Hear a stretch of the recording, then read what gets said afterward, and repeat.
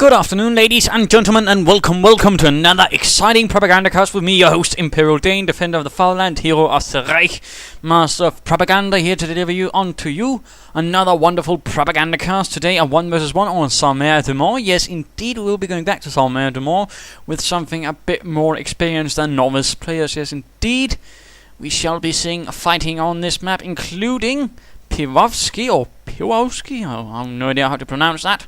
Nonetheless, rank or level 13 American commander fighting for the 31st Infantry Division, going up against, my goodness, it is our friend ImperialDane of the,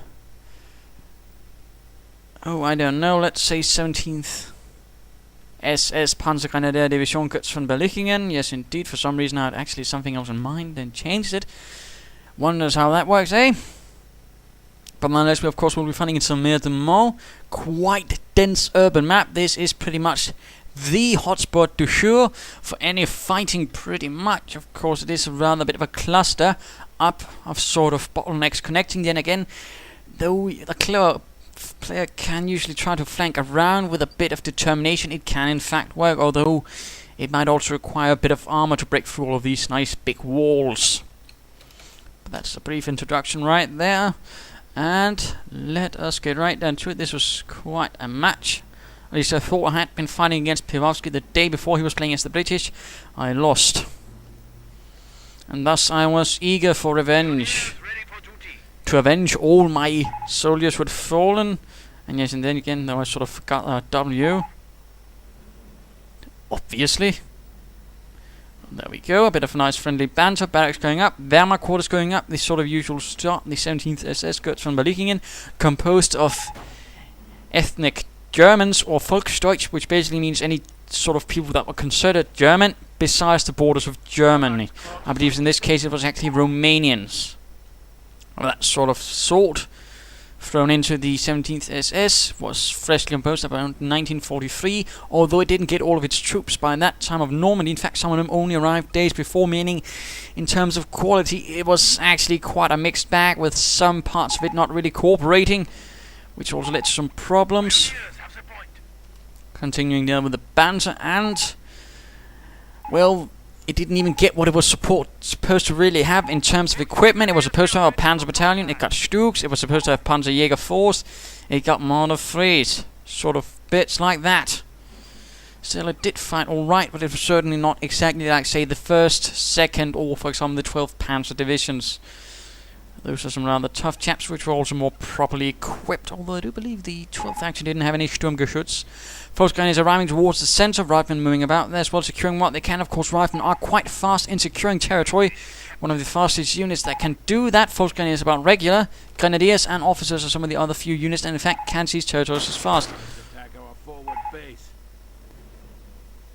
Yes, and I actually then proceeded to beat this Div M right after. Rather aggressive, very short match against him as Brits. That was certainly interesting. Rifleman moving about there, trying to get a good position. Don't want to move out in the open because, again, he's close to a building. Of course, if my troops are caught outside, things might end on less than pleasantly for the Volksgrenadiers. It won't be a happy ending. Further Volksgrenadiers arriving, though. Pioneers laying down some barbed wire there to prevent any sort of crossing through. Volksgrenadiers and Riflemen engaging each other, although I might have wanted to retreat those Volksgrenadiers a bit, so they aren't so close. The Riflemen, of course, again, Riflemen up close to have a slight advantage in rate of fire. Volksgrenadiers are more long-range troops. Further Riflemen arriving off in the distance, but further Volksgrenadiers also moving in. And now, of course, the Riflemen are closing in on the Volksgrenadiers, really gaining the dominant position there. MG42 moving in, Volksgrenadiers going down, getting shot up in the town square. Not looking too good for them, pulling out, and further Riflemen advancing, of course, slightly out in the open. Minor losses for the Americans compared to the forces of the 17th SS at this stage.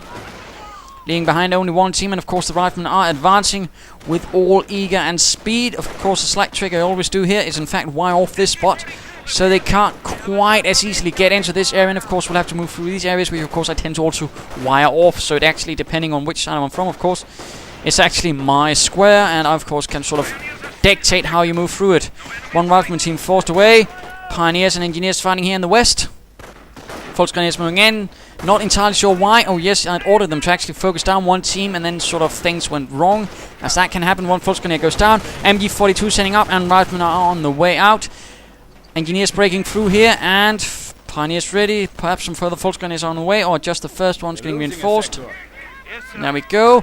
Fresh Rifleman arriving, one Volksgrenadier goes down, MG42 having to advance, and once more Rifleman sitting up there, and here's a clever move, of course, wiring off this area while proceeding here, so I won't have an easy time getting through here and seizing his munitions. Sneaky that, and then of course he's going straight for my fuel, but Volksgrenadiers moving in, third team moving in as well, Engineers getting gunned down, MG42 and Volksgrenadiers firing away at the Rifleman inside this building. And the fighting here in the west continues. Volksgrenadiers pushing through here, forcing away the Engineers. Of course, will have to take back this point, so I can actually get some bloody fuel. Of course, the Pioneers could also handle that. And third team of Volksgrenadiers arriving, and skirmish phase on the way. For American friends, the Riflemen keep streaming in. In fact, here, of course, Piwawsky gets a bit more bolder. He actually tries to sort of flank about. And of course he's also wired off his fuel point there. Again, clever, good use of wire for an American commander. Of course, predicting, of course, I might counterattack and try to take things back. Of course, I spot he is trying to flank and of course turn away the MG42. Why don't I have to worry so much about the Riflemen right and there? Well, they're currently in a building. The other Riflemen are of course moving about. And of course I have some Volksgrenadiers to keep things from getting exciting and jumping out of the doors. Not the windows, of course. Riflemen getting slaughtered out in the open, of course. I spotted the flanking attempt, and currently in the process of punishing those wily Americans for their audacity. Riflemen out in the building, slowly getting thinned down. Volksgrenadiers retreating. Heavy tier 1, okay, apparently he didn't expect, and of course, that's sort of why I always go for 3 Volksgrenadier teams. It's a pretty solid basis. I mean, if he goes for a lot of Riflemen, well, I'm going to be covered in all cases. I'm going to have a good amount of infantry. I can suffer a bit more on the field, and of course I can hold more and take more when it then comes to that. So in those senses, it's actually a pretty advantageous start, of course. And of course, it also allows you to more solidly handle, of course, if your opponent goes heavy on the Rifleman himself. So that, of course, is this sort of thing. And yes, well, it works against heavy rifle.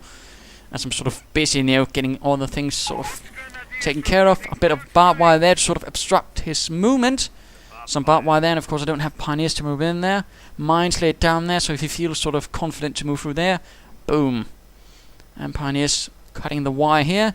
Getting to move on the fuel point. Weapon support center going up. Of course, he's expecting some rather heavy fighting inside the city. And of course, he sort of feels he can get away with that. Of course, again, I've sort of gone heavy. Although then again, most Wehrmacht players tend to go for some sort of heavier tier 1, you know, more than 3 units, basically. I mean, some might go for 2 Volksgrenadier teams and 2 MG42s. Some might go for 3 Volksgrenadiers and 2 MG42s. There's a lot of combinations, but preferably I prefer 3 Volksgrenadier teams and an MG42. If it goes BARs, I might get a bit more if I haven't already gotten a Krieg barracks, in which case I'll go for something a bit more exciting. Like, say, some Grenadiers or a half-track. Pack 38 on the way. Riflemen advancing. MG42 hiding there. And might catch some Riflemen out in the open. A nice view there from the first floor. Riflemen moving into flank. Sneaky those Yankee Devils. MG42 catches them and suppresses one down immediately. Volksgrenadiers advancing, ready to cover the flanks. Riflemen moving through there. Further Riflemen and some Engineers. Volksgrenadiers moving in to cover that point. And MG42 being ordered to sort of stop that. And there we go, BARs. Of course, I immediately cancel the Pack 38 and get some Grenadiers instead. Some solid, dependable Grenadiere. Some of the more stout SS Truppen, I suppose, in this case. And the Volksgrenadiers are rather getting torn up.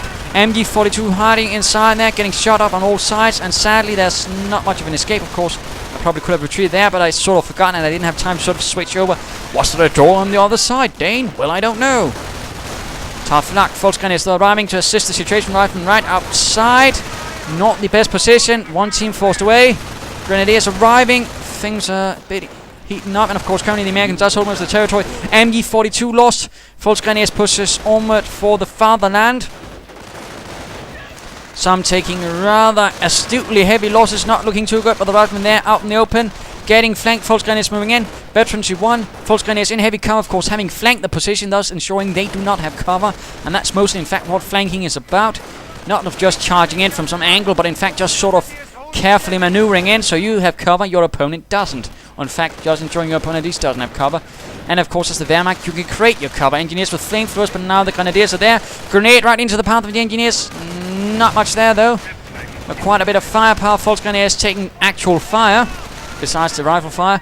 And there we go. The American forces are forced away with the center. Quite a bit of dicey fighting there. Grenadiers turning the tide for the fatherland. Half-track ready. Ready to provide some more mobile assets. Sniper opens up on the Pioneers. Not quite what I'd hoped for. Might be going for the pike to assist. And so far he's still sticking with it. He went for, of course, the sniper. That's not entirely unusual. Although it is a bit hard to guess again. And sometimes you want to be a bit careful you don't get caught down. The pants down. Anyhow, MP40 is being equipped nice for if you want to sort of try and rush a sniper. I like that, in fact. Half-track moving in, though, forcing the sniper away. Gives him a few nice shots up his arse. Giving him a nice lesson in German hospitality. Well, Wehrmacht hospitality when it comes to snipers. Snipers in general were not liked on the battlefield, and if they were caught, well, nothing happy would happen to them. It wouldn't exactly be, you know, well, come on then. Let's have some tea or coffee. Americans hunting down the Krauts. Half-track continuing to just fire away with its light machine guns. In this case, of course, I'm sort of worrying, oh no, he might have sticky bombs, in which case, of course, try to pull it away, ruin the barbed wire, and sort of end up in a slightly unfortunate position, though the Volksgrenadiers with the MP40s can reinforce from it. And there we go, flanking in with the Grenadiers. All the troops are out in the open. Grenade right into the building. 3 down. Rest are getting out quickly, and we're seeing a full rout. Heavy losses for the American forces. Nice nade. Of course, that means grenade. Grenadiers continue to fire away there from a position, although they might be forced away. One catches on fire. Poor Ferdinand. And half-track advances with bike in tow.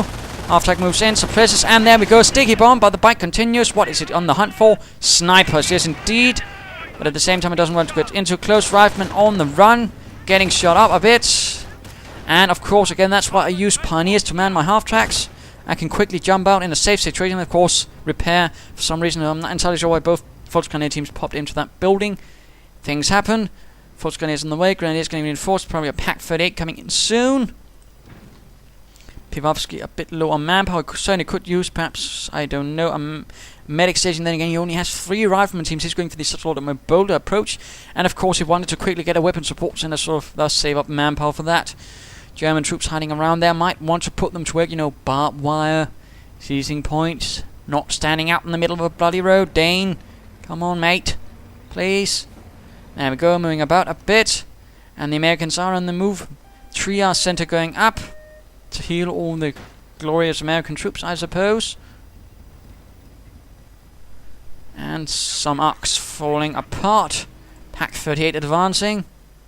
Grenadiers ready to join the glorious German fight as well. Troops slightly pulling back, and of course the half-track basically crushing the wire right there.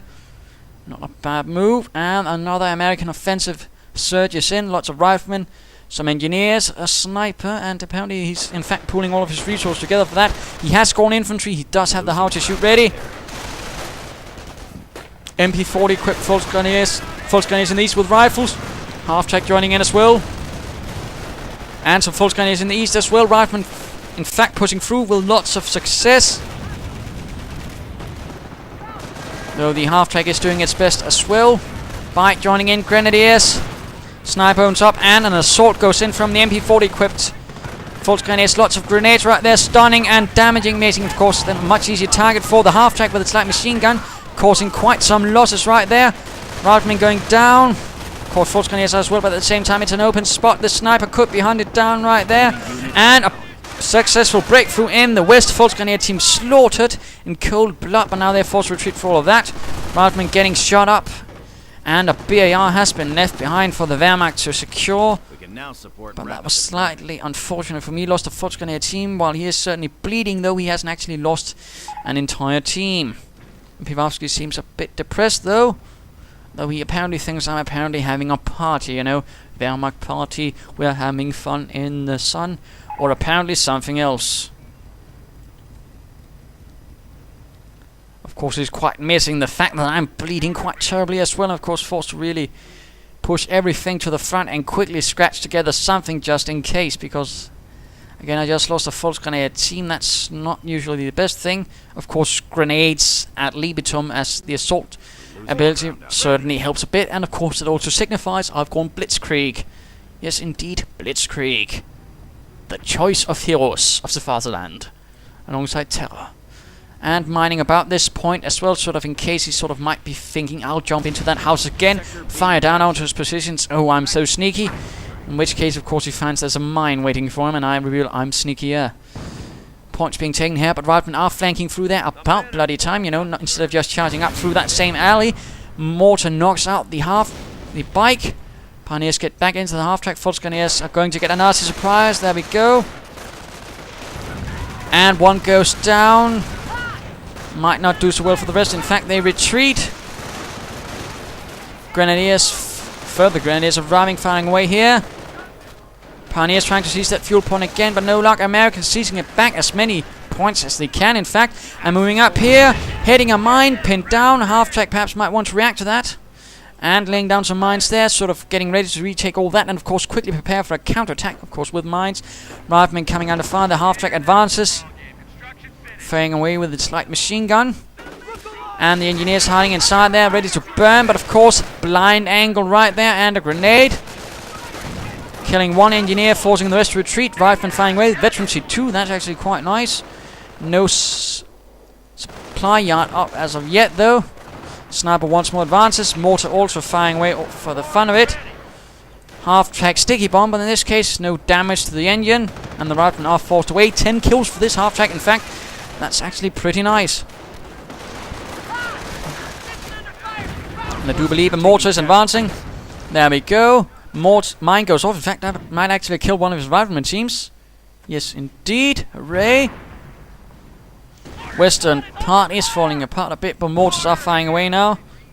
Granatenwerfer 34. And the American mortar getting bombarded. Supply are going up about now. Sniper advancing. On the hunt for German targets. And BAR picked up again. And let's go have a look at what is this current situation here at the mid-game. Yes, not the longest game, but certainly I thought it was interesting. And of course I might have a longer one for you on Sunday, if there's nothing else to show. But on this, what is the situation? Well, currently Piwawsky is actually holding most of the map, although the sort of losses he took in achieving this is a bit painful, and he doesn't quite have the medic station or supplier to really keep things up that much in the long range. Of course, I've suffered quite a bit as well. Bike gone, Volksgrenadiers gone, but I'm still, you know, holding on for dear life. Constantly pushing through again and again, despite damages to the half-track and whatnot. Of course, things might easily change. Things are still on the edge, and he's still holding most of the map at this stage, although it's a bit tenuous. Barbed wire sort of being cut up or crashed beneath treads, and other bits just blown to, well, bits. So there you go. Of course, I need to push through. Of course, I need to establish a sort of defensive perimeter, something that can actually withstand those assaults, and certainly a mortar help. Of course, he does have a howitzer barrage soon to be ready, and of course that can certainly help in penetrating my lines, and of course making things a lot much harder for me to actually coordinate any sort of sensible defense. That's always the problem with artillery. If well handled, less well handled, it's sort of an annoyance, and then I sort of get ready to counterattack or just stand ready for defense. But we are seeing a supply up. That's about bloody time. No further upgrades for the Rifleman, though. We'll of course have to see where this goes. Of course, the mortar is nice, though he is forced to retreat. One team of Riflemen still hanging about. Half-track advancing, opening up on the Rifleman, though. Gets a bit too close. Be careful, half-track. Pioneers get sniped. Volksgrenadiers advancing in as well. Still no engine damage somehow. And the Volksgrenadiers hunt down the sniper, but no such luck. Stu 42 on the move. Sturmhaubitze opens up with its howitzer. One Rifleman down, gets flying trip across that bit of wall. Half-track quite banged up. Not quite as fortunate, though the rest of the infantry forces are getting reinforced and ready for the fight. In the meanwhile, we are seeing the supply almost ready. Rifleman getting reinforced. A bit of veterans, in fact, for almost all of his units, except the engineers. And something tells me he will be going for something out of that supply yard. Perhaps a motor pool. Although, interesting enough, we're still not seeing a single medic station or anything like that, which could have helped him. And certainly not any replacement infantry either. I do find that a bit disconcerting. No, we are in fact seeing a howitzer, our M2 105mm howitzer. That's going to provide quite a surprise for me. Mortar firing just in case the Americans sort of might be sneaking about there, and can sort of just say, well, go away until I'm ready. But the howitzer is ready now, and of course question is, how will he use it? Firing away, assault on the move. And Grenadiers quite close to getting blown to bits. Stu 42 suffering the same fate. Just seems like he's...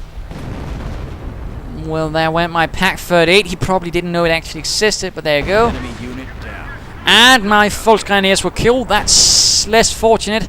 Large force of infantry. I've upgraded the half-track with some flamethrowers, figuring I might as well have some fun.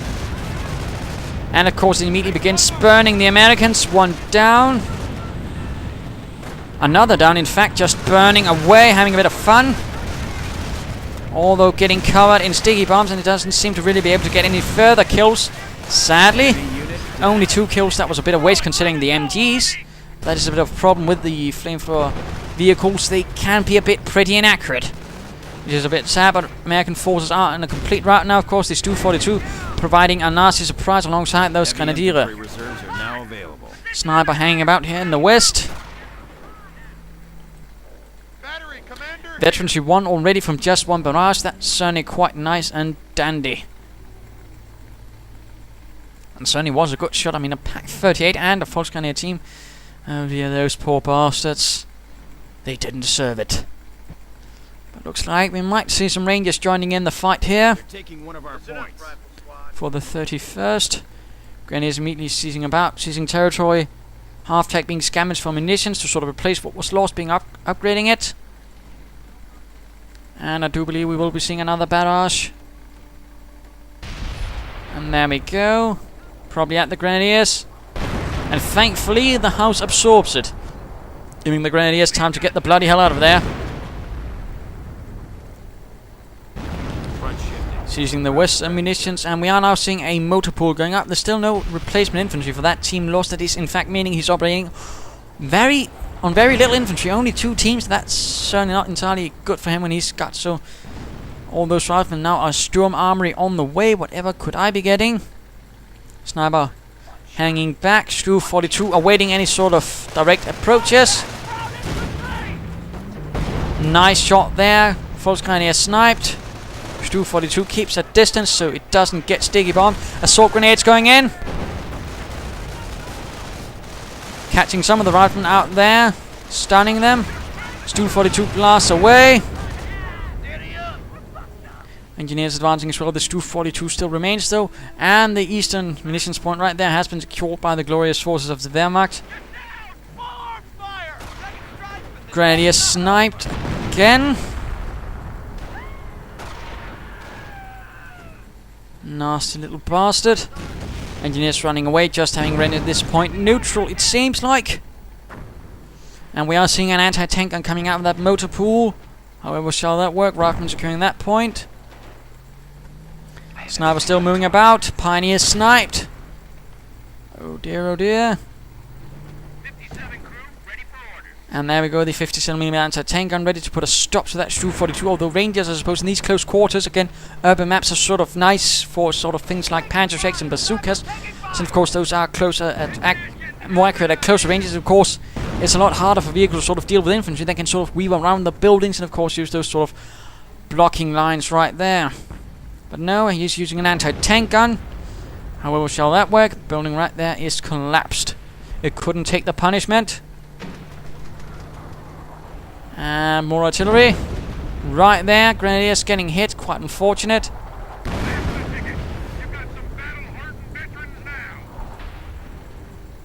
And veterancy 2. And of course, artillery units, most of them, except the well, in fact, including the more veterancy they get, the shorter time it actually takes for them to fire another barrage. So say this one is going to fire faster than a regular unveteran howitzer, and of course the veterancy 3 will be firing quite swiftly, relatively. But the front line is sort of empty at this stage. Sonderkraftfahrzeugschwinner 34 ready. Kampfkraft center going up. Riflemen and engineers advancing. Still no replacement infantry. No, instead he's getting grenades. And I'm certainly going to actually have the infantry advantage against a friend Piwawsky. 3 grenadier teams and a Volksgrenadier team. Of course, ensuring to replace the infantry I actually lose. Again, that's a nice thing to always try to do. And of course, that was sort of the advantage of the armored car. There's a bit of a blind spot here again. That's sort of the thing you have to remember about such things. Of course, a unit can sneak in, and of course, let's just theoretically imagine that was actually a Stu 42 blasting into the American positions here. A Ranger team could in fact sort of try to sneak about here and then fire into the sides. Things like that can make a difference. Now Grenadiers having a bit of fun as well. Anti-tank gun is in a bit of trouble. It didn't quite get any support and was clearly eliminated alongside those riflemen, causing quite some losses for Piwawsky, who is clearly not quite happy about this. Though firing away continually with the artillery, proving quite effective. Riflemen breaking through here, but the Stu 42 moves in to put a stop to that. So does the heavy armored car, Schwere Panzerspähwagen. Kampfkraftcenter getting ready with some veterancy. Sticky bomb on the heavy armored car. No replacement infantry from Piwawsky, though. He could get some Rangers, I suppose. And the Stu 42 actually fires through the bocage somehow and kills most of that team except one fellow. Several BARs have been left behind. Actually, it's time to go have a look at me. And see 17th SS. Grenadiers getting reinforced. Others sneaking about here. Others again holding the line. I lost 2 rifles, to which I quite frankly have absolutely no idea. Because I believe I might be mentioning that right there.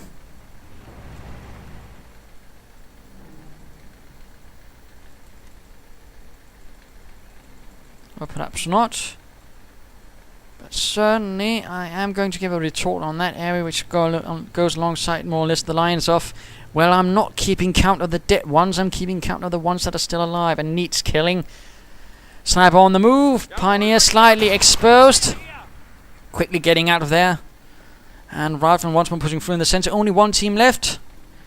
Looks like some replacement riflemen have actually been trained. About time, actually. Howitzer getting ready. German infantry lining up right through the center. Some with BARs, most without. Riflemen going down. Stop right away. Anti-tank unseized. Artillery going in. Landing right there. And nicely coordinated, actually. You know, so Water wants the artillery to be coordinated with the assault. Sniper getting a nasty surprise from the Grenadiers. Will he make it out of there?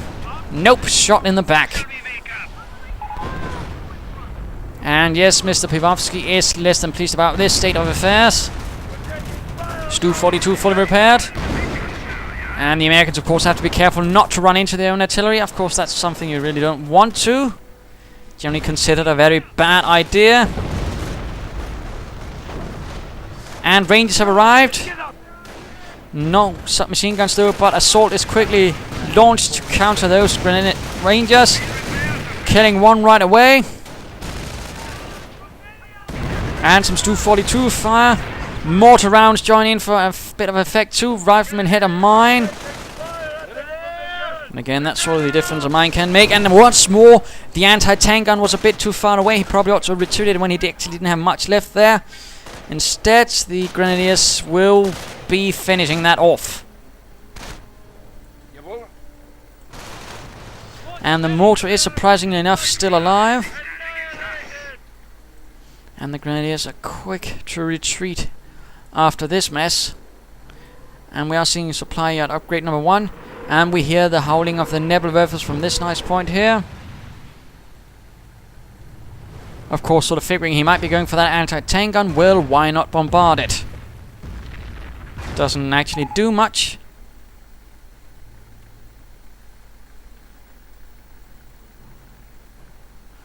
And, well, it's just Fraps acting stupidly. There's not much I can do about that. There's no rhyme or reason.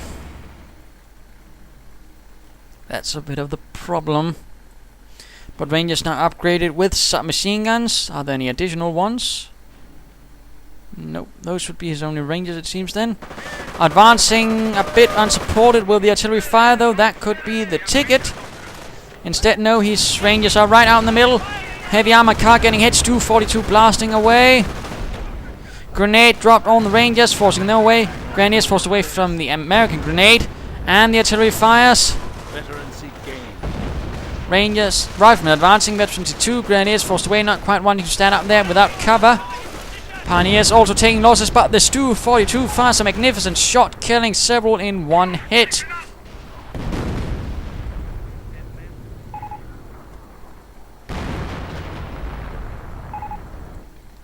Stu 42, Sturmhaubitze 42.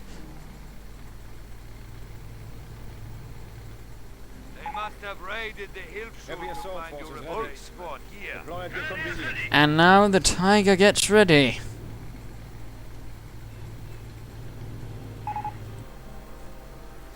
Rangers firing up awfully early. No idea why he's doing that. Again, you have to remember while firing up, once, of course, you are moving quite fast, but after that you get exhausted, and that actually means you're less accurate and move quite a bit slower. So that is something you want to be careful about. Quite careful, in fact. LMG 42 being equipped for some of those Grenadiers. Sandbags going up. Getting a bit of cover. And there we go, the Rangers are advancing. Volksgrenadiers trying to lay down some sandbags right there in the square. Grenadiers instead will have to provide the fire support from their cover. Stu 42 opening up. One Ranger down. And there we go. Rangers getting torn to bits. Other riflemen advancing, picking up a bazooka. Tiger advances. Will we be seeing any artillery? There we go, firing down. Bazooka hits. Stu 42. Oh dear. Grenade on the Grenadiers. Nebelwerfer hits in counter response. And 2 Grenadiers down. Heavy losses right here. Although probably not quite as heavy as the Americans. And no, the Stu 42, having so admirably served the fatherland, is dead. Hans is no more. Poor Hans, you shall be remembered, you shall be avenged. And there we go, me expressing my anger at him killing Hans. And of course silently vowing vengeance for him. Grenadiers getting ready, including the one with the LMG 42 and the BAR. Still not entirely sure on that LMG 42 again. More testing, more testing. Riflemen and Rangers getting ready again. Awfully little infantry, and again no medic stations at all. But now going up for a medic bunker myself, although this is probably a bit late. Then again, I quite haven't felt I had the resources until before. Looks like a large search through the east. Rangers through the center, apparently some fresh ones. Not entirely sure. Howitzer might get ready to fire again. And the Tiger stands in the way. One shot for Rangers. Quite nice that. Riflemen and engineers ready in the east. We are losing territory. Grenadiers, pay attention. And getting ready to advance towards the American base at this stage. And yes, the Tiger can actually kill quite a bit of infantry, although it depends again on the proximity of infantry. Aren't you watching? Some nasty crits, and well, no, too busy with all your other troops, basically. Again, I mean, got better things to do than keep an eye on the dead, and they're dead, no problem. I rather want to focus on the ones that are going to cause a problem. And apparently he seems not quite fond of that remark, actually. Not entirely sure why. I mean, it's a quite a sane response, you know, I think. And there we go, lots of automatic fire against the riflemen, shooting them up. One team left. Grenadiers advancing. Again, several light machine guns of the BAR kind and one of the MG42 kind. Riflemen advancing. Of course, the Grenadiers will be discovering that and turning their attention back to it. There we go. The LMG chaps firing up. Or firing away. Riflemen getting close. Grenade. Lobbed. Mortar rounds falling. And the riflemen are forced on to retreat again. And the assault commences on the American base. Rangers are in the way. heavy armored car, despite armored damage engine, is moving in for the kill on that howitzer to protect the assault. Grenadiers are advancing. Rangers getting torn to bits. A machine gun opens up on the heavy armored car. The howitser's not doing too well. Only 2 men left with very little health. Howitzer gets ready to fire 1 shot and no more. Stu 42 advances into the mess. Sticky bombs on the heavy armored car. Immobilized. Engineers taking quite a bit of fires. And there we go. Piwawsky retreating with the 1st Infantry Division in the face of the 17th SS being supported by a Tiger.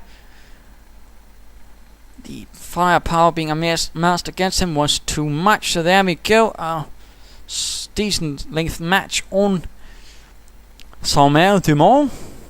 Hopefully interesting. Hopefully taught you a few things. And of course, well, what can we learn from this? Well, of course, again, these sort of trick is, again, don't just constantly attack from the same approach. I mean, when he did well was actually when he sort of tried to attack me from several angles, which of course sort of forced me to sort of point all my defenses at other angles, lest of course I get crushed in one spot. And that's sort of the thing you want to be careful about. And of course, the MG42 loss for me was of course quite bad. Again, I probably should have tried to retreat it through the back door if I knew it was there. Mortar was a nice move, never ever decent. Not sure on the LMG42 in this case, although it was a bit late.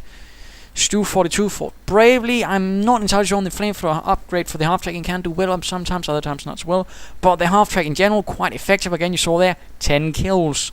And of course, assault grenades can have quite the effect as well, if the opponent actually allows them to hit. The armored car actually did surprisingly well as well. 15 kills, that's not every day you see that, I think. At least not in my case. But certainly alright all throughout. And of course, what Piwawsky could have probably done was an earlier supply at least, or at least a medic station. I mean, that could really have helped. And of course, he was much too slow in getting some infantry replacements.